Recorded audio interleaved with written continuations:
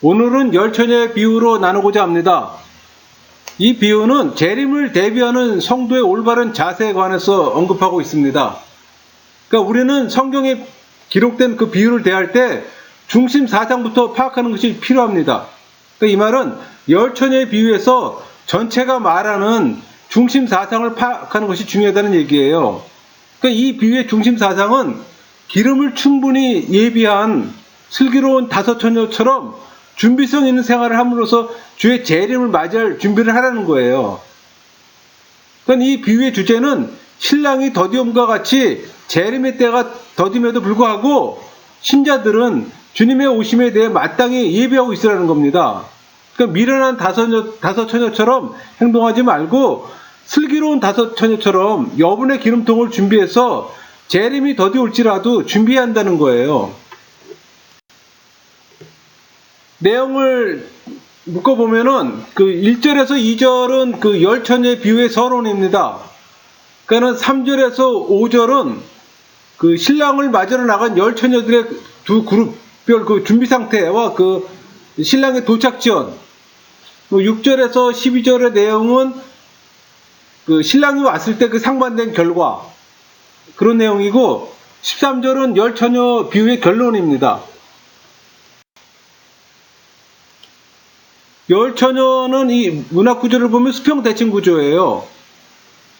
그러니까 예기치 않을 때 재림이 있으니 항상 깨어있으라는 깨어있어 준비하라는 내용입니다. 내용은 그 A와 A-는 신랑을 만나러 가는 거라면은 B와 B-는 기름이 주제고 C와 C-는 졸고 깨어있음을 대조적으로 좀 나타내는 겁니다. 우리가 그 25장의 이 열처녀 비유를 보기 전에 24절하고 맞물려 있는 모습을 저희가 좀 봐야 돼요. 그러니까 문맥의 관점에서 바라봐야 된다는 얘기예요. 그러니까 예수님이 24장 1절부터 41절까지 예루살렘 멸망과 종말에 관해서 예언하셨잖아요. 그리고 마태복음 24장 42절부터 25장 46절까지 마지막 심판을 맞이하는 성도들의 자세가 어떠한 거에 대해서 교훈적으로 5가지를 비유를 들어서 설명을 하는 겁니다. 그래서 이 5가지 비유가 각 비유마다 예수님이 강조하고자 하는 주제가 뚜렷이 드러나고 있습니다.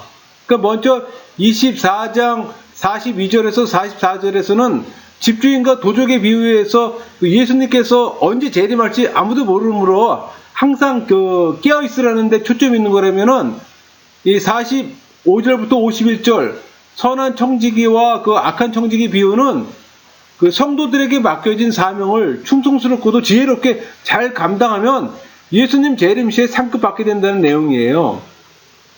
그리고 이제 25장에는 3개의 비유가 있잖아요. 열처녀의 비유, 달란트의 비유, 양과 염소의 비유.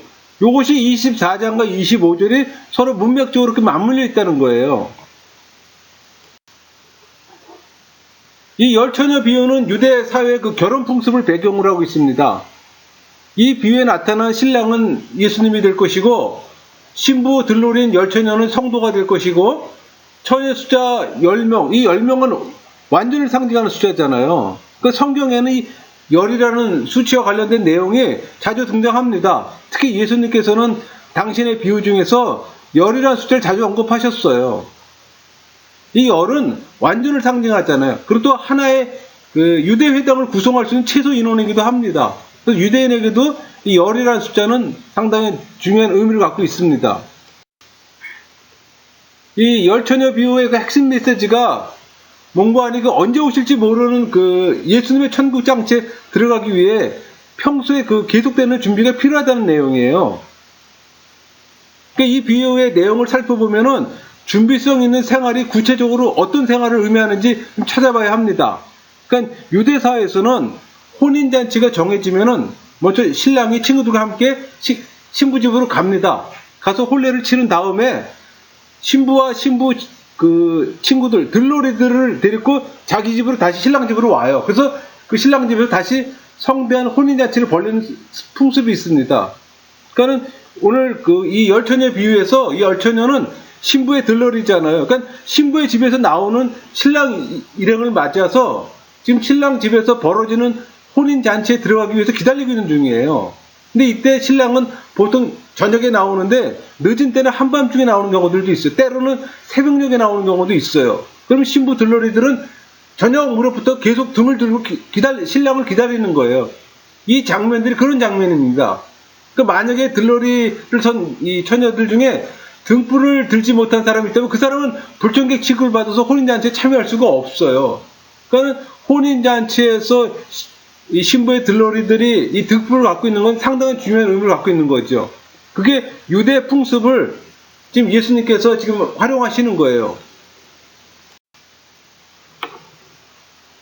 1절에 보면 그때 천국은 마치 등을 들고 신랑을 맞으러 나간 열 처녀와 같다 하리니 그 중에 다섯은 미련하고 다섯은 슬기는 자라. 여기서 그때라는 표현은 그 시작하는 것 자체가 바로 그 종말의 때를 의미합니다.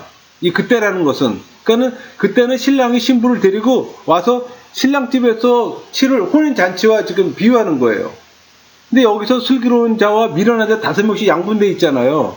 근데 주목할 것은 숫자에 대한 의미보다는 주의 재림을 기다리는 그 교회 공동체 안에 슬기로운 자, 미련한 자가 같이 있다는 얘기예요. 그러니까 여기서 미련하다는 헬라어로 모라입니다. 그러니까 우둔하다, 얼빠지다는 의미를 갖고 있어요. 그래서 슬기 있다는 얘기는 헬라어로 그 프로니모인데 지혜롭고 준비성과 분별력이 있어서 자기 그 행동을 스스로 조절해 나갈 수 있는 사람을 얘기를 해요. 많은 차이가 있죠. 그러니까 이 양자는 겉보기에는 다를 거 없으나 신랑이 올 때 그들의 감춰진 내면과 그 사실성의 여부가 극명히 드러난다는 얘기예요. 우리 교회 공동체 안에 종교인과 신앙인이 예수님 올 때 되면 다 드러난다는 얘기예요. 평상시에는 잘 몰라요, 그거를. 미련한 처녀들은 신랑을 사모하며 기다리는 마음이 없이 그냥 세속적 생활을 하는 사람들이에요. 결국은 신랑을 영접할 기회를 잃어버렸잖아요. 우리 교회 안에도 마찬가지예요. 그냥 교회 안에 몸은 들어와 있지만은 세상 것에 마음 빼앗기고 세상 것이 전빈 것처럼 살던 사람이 예수님 재림하게 되면은 지금 이 미련한 처녀들과 동일한 결과를 초래한다는 얘기예요.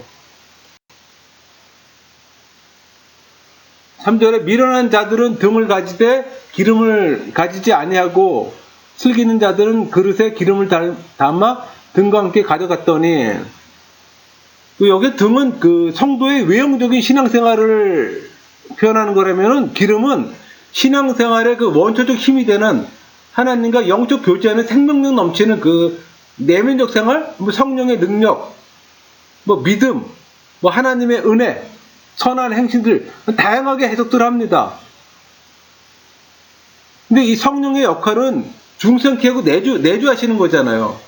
그러니까 우리가 성령 세례 받으면은 우리를 중생하고 회심케 해지고 또 그 성령님이 우리 안에 내주하시잖아요. 그래서 우리를 변화시키고 우리를 가르치십니다.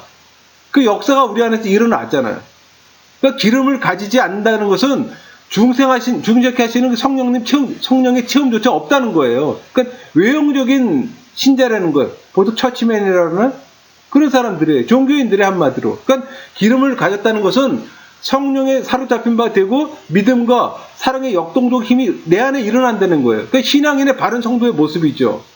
그러니까 여기 등은 헬라어로 람파다스입니다. 기름은 엘라이온. 이 기름은 올리브 기름입니다. 감람류죠. 그러니까 우리 성경에서는 감람나무인데 오역이에요. 원래는 올리브 나무입니다. 그러니까 이 비유에서 기름을 준비한다는 것은 뭐 단순히 치밀하게 예비하는 그런 습관이나 그런 품성의 문제가 아니에요.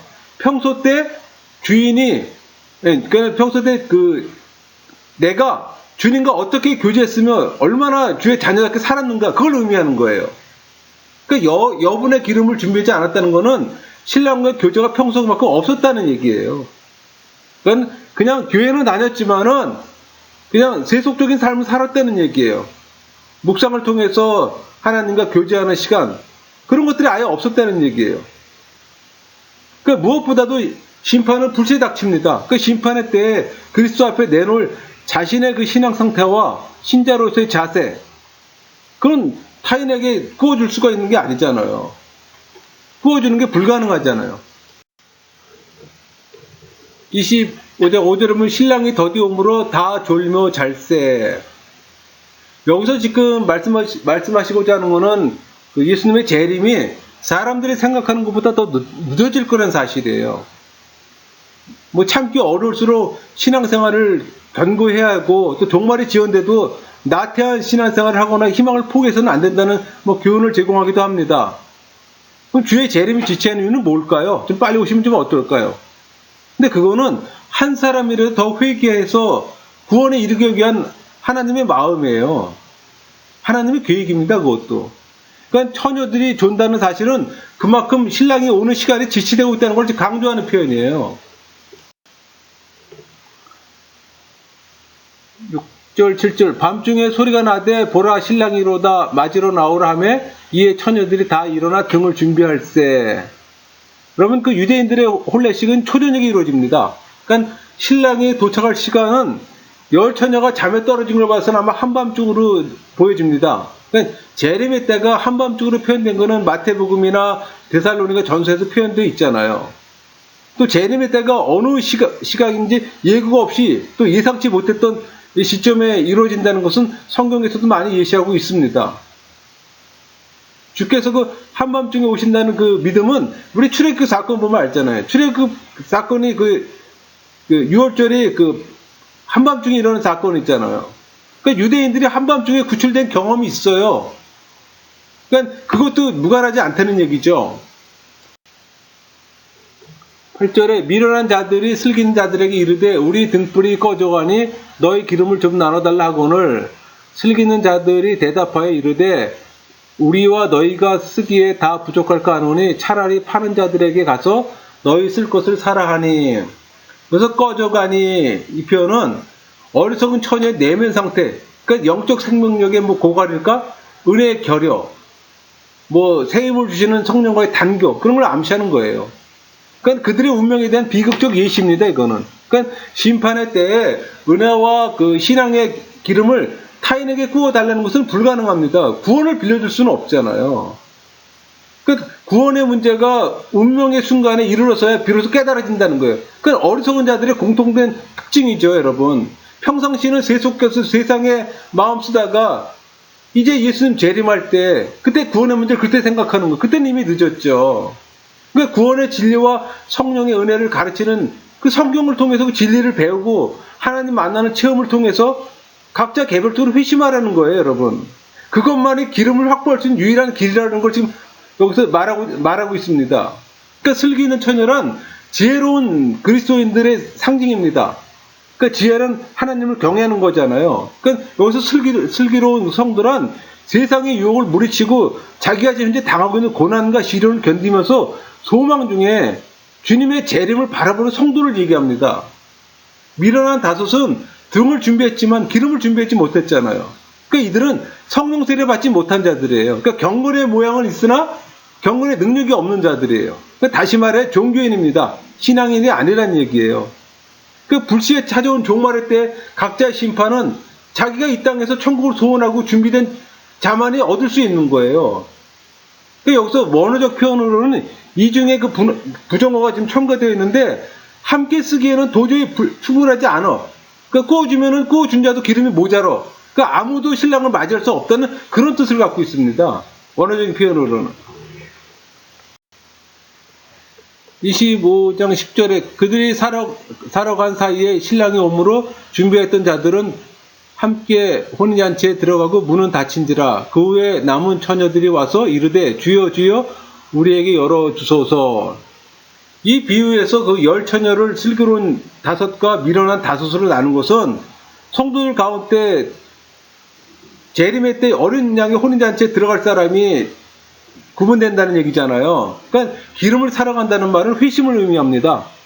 중생하고 회심하는 그 회심을 의미하는 겁니다. 그러니까 미련한 처녀들이 기름을 사러 갔다는 말은 그들의 회심할 시기를 지금 말하는 거예요. 그래서 닫힌지라. 헬라어로 이건 에클레이스테인데 문을 굳게 닫고 자물쇠를 잠그는 걸 의미합니다. 그러니까 문을 닫는 정도로 끝이는 게 아니고 밖에서 아무리 열려 해도 열리지 않을 정도로 자물통으로 잠그는 거예요. 그러니까 이건 유대인의 풍습인데 잔치가 시작되면 문을 잠급니다. 왜? 손님의 안전을 도모하기 위해서. 이게 팔레스타인의 관습이에요.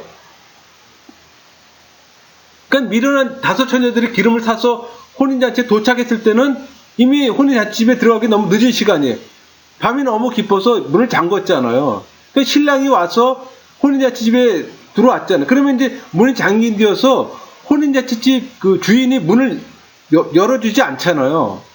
그러면 이제 들어올 수가 없는 거란 말이에요. 그러니까 미련한 자들이 닫혀진 문 앞에서 신앙 고백을 간구하더라도 그들에게 더 이상 기회가 주어지지 않는다는 얘기예요. 만약에 그들이 신랑을 진정한 주님으로 여기고 있었다면은 막 기름을 부족하지 않게 준비하실 거란 생각이 들어요. 그러나 일상의 평상의 삶에서는 주님을 사모하고 주님과 교제하기보다는 세속과 더 더불어 함께 살았다는 걸 또 표현하기도 하는 겁니다.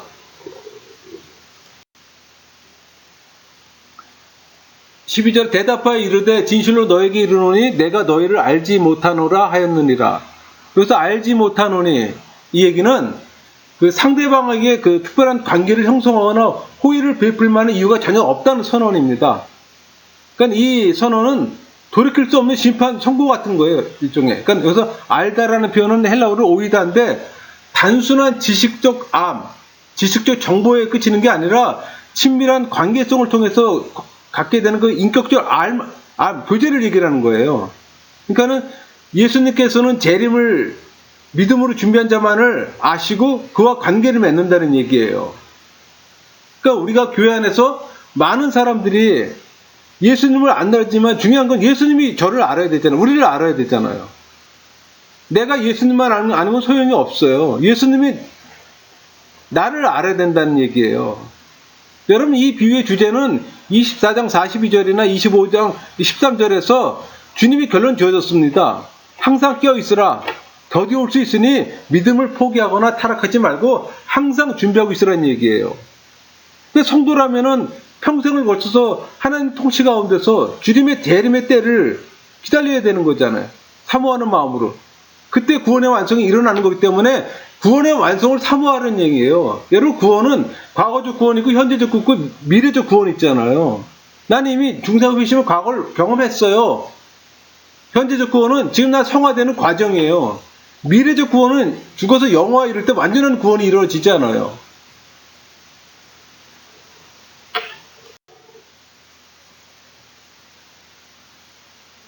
(13절에) 그런즉 깨어있으라 너희는 그날과 그때를 알지 못하느니라. 이 23절은 이 비유의 주제를 강조하는 말입니다. 깨어있으라. 그러니까 예수님 비유 뒤에 자주 쓰이는 관용어적 표현입니다. 이거는. 그러니까 여기서 그레고레 이때라고 표현하는데 영적으로 깨어있으라는 얘기예요. 그러니까 육적으로 깨어있으라, 생물적 육체적 깨어있음이 아니라 영적으로 깨어있으라는 얘기예요. Keep watch. 육체적으로 깨어있으라는 얘기는 keep awake입니다. 다른 거예요. 그러니까 우리 그렇게 알고 있어요. 육적으로 그걸 얘기하는 게 아니고 영적으로 깨어있으라는 얘기예요. 그러니까 영적 분별력을 갖고서 항상 늘 내 관심의 초점이 예수님께 맞춰져야 되는 거예요. 그리고 늘 성령님의 인도하심 구하는 그런 삶을 얘기를 하는 거예요. 그러니까 예수님은 재림의 시기에 대해서 신랑이 더디움으로 다 졸며 잘세라고 표현했잖아요. 그러니까 이 세상이 영적으로 졸며 잠자는 그 어두운 상태에 이르러서 신랑이 오신다는 얘기예요. 그 종말의 때를 기다리는 사람들은 항상 긴장하고 항상 예비되어 있는 삶을 살아야 되는 겁니다. 예수님이 오늘 그때. 근데 그날과 그때는 아무도 알지 못하잖아요. 그러니까 항상 준비하고 있어야 되는 거예요. 기름을 준비하라는 것처럼. 몇 개 있으라는 기름을 준비하라는 얘기가 똑같은 맥락이에요. 기름을 준비하라는 말은 늘 영적으로 깨어있으라는 얘기예요. 영적으로 깨어있다는 얘기는 나의 관심사가 늘 하나님께 맞춰져 있다는 얘기예요. 늘 하나님께 동행하는 삶을 살고 있다는 얘기예요. 늘 성령의 인도하심을 받는다는 얘기예요. 그게 항상 깨어있다는 얘기예요. 여러분 신앙적인 삶이 늘 깨어있습니까? 늘 성령의 도우심을 받고 인도하심을 받습니까? 그런 관계 안에 있어야 된다는 얘기예요. 그런 관계가 없으면은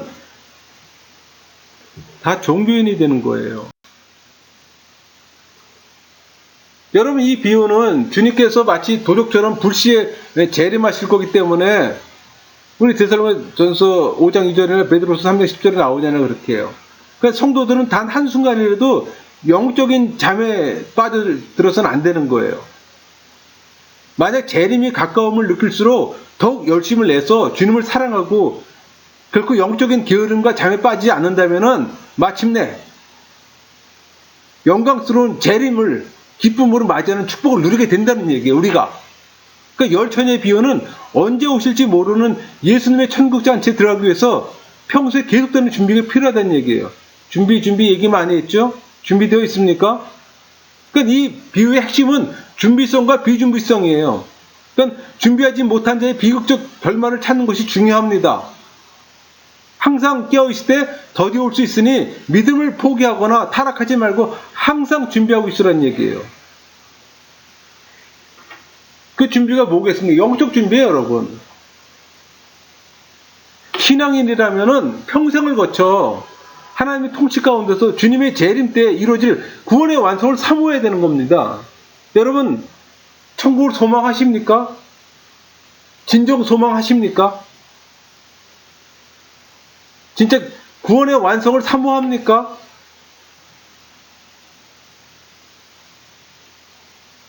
사모해야 되는 거예요, 여러분. 그게 신앙인이에요. 그게 먼 훗날의 뒷전의 얘기다? 그건 종교인이에요, 여러분. 그 종교인. 제가 누누이 얘기하는 거지만은 왜 교회 안에 상당수의 많은 종교인들이 있기 때문에 그런 얘기를 하는 거예요. 왜? 그 종교인은 구원을 못 받아요, 여러분. 그게 안타까워요. 그저 교회만 다니면 구원을 받는다? 전혀 그렇지 않아요. 일주일에 한 번 와서 예배하고 가면 구원을 받는다? 그렇지 않아요.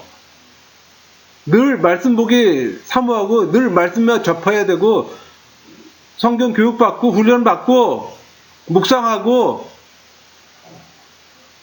봉사 전도하고 하나님 안에서 그런 것들 전부 얘기를 하는 거예요. 친교, 봉사, 전도 다 하나님 안에서 내 의의로 하는 것이 아니라 성령의 인도하심에 성령과 함께 그런 일들이 이루어지는 것이 신앙인의 삶이에요. 그 안에 성령님의 인도하심이 없으면 아무 소용이 없는 거고요. 인간의 의의로 하는 거고 그거는. 그렇죠? 언제 오실지 모르는 예수님, 언제 가게 될지 모르는 천국잔치에 갈 수 있도록 늘 준비하는 여러분 모두가 되기를 소망합니다. 마치겠습니다.